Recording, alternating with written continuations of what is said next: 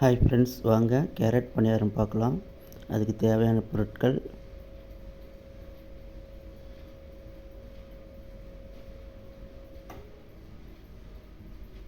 ஒரு வடை சட்டி வச்சு அதில் கல்லெண்ணெயை சேர்த்துக்கோங்க.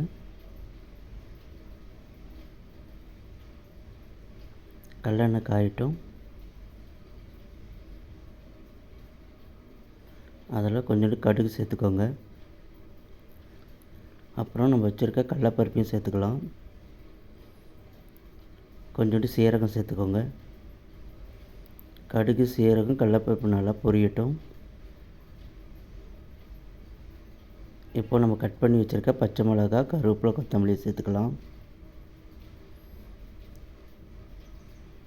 சேர்த்து நல்லா வதக்கி விட்டுக்கோங்க. இப்போ நம்ம கட் பண்ணி வச்சுருக்க பெரிய வெங்காயத்தை சேர்த்துக்கலாம். வெங்காயத்தை சேர்த்துட்டு அந்த கடலைப்பருப்பு சீரகத்தோடு நல்லா வதக்கி விடுங்க. வெங்காயம் வதங்கட்டும். இப்போ வதங்கிடுச்சு வெங்காயம். இது கூடவே நம்ம கட் பண்ணி வச்சுருக்க கேரட்டையும் சேர்த்துக்கலாம். கேரட்டையும் சேர்த்துட்டு நல்லா வதக்கி விடுங்க.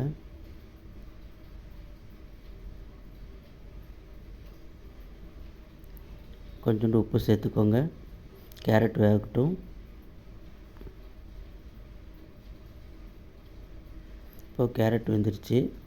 இப்போ இதை நம்ம மாவோடு சேர்த்துக்கலாம். இப்போ மாவில் சேர்த்துட்டு நல்லா மிக்ஸ் பண்ணி விடுங்க. இப்போ நல்லா மிக்ஸ் பண்ணியாச்சு. ஒரு பணியாரக்கல்லை வச்சு அதில் தேவையான அளவு எண்ணெயை சேர்த்துக்கலாம்.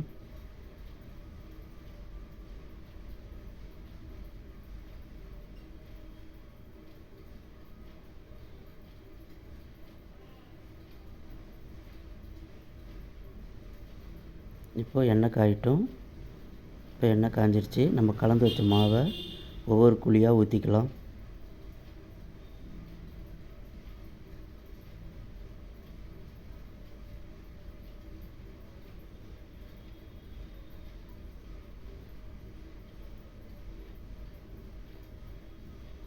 இப்போ நல்லா ஒரு பக்கம் வேகட்டும். ஒரு தட்டு போட்டு ஒரு 5 நிமிஷம் விடலாம். இப்போ ஒரு பக்கம் வெந்துருச்சு. அதை திருப்பி போட்டுக்கோங்க.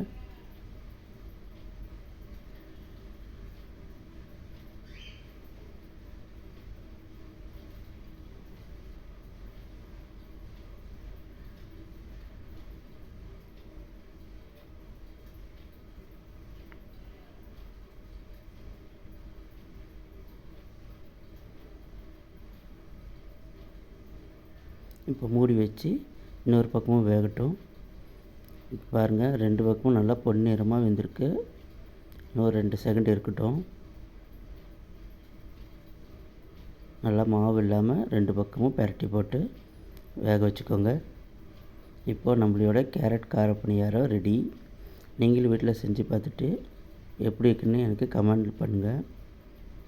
என் சேனல் அப்படியே சப்ஸ்கிரைப் பண்ணுங்கள் மக்களே, ப்ளீஸ்.